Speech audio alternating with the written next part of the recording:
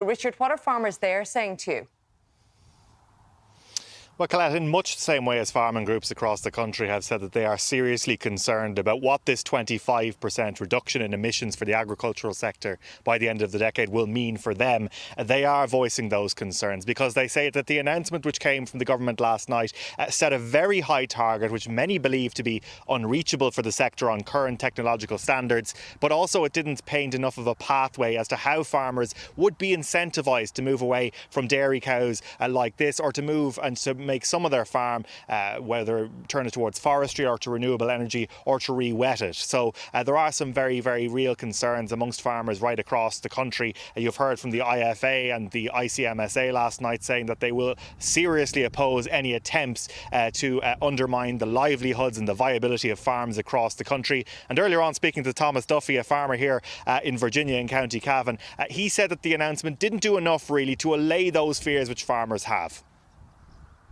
25% is going to be extremely challenging. We knew that we could do 22% with all potential technologies which wouldn't affect the income.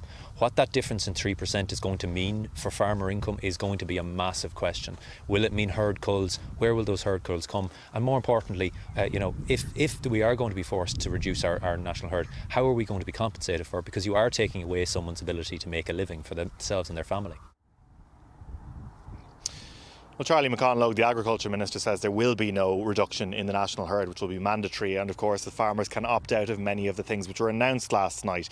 He did say as well that he does believe 25% is a realistic target, that it can be met. But as well as that, young farmers now who will be really picking up the pieces of this, they'll be the ones who will be working the land for decades to come under the changes required by the Climate Act.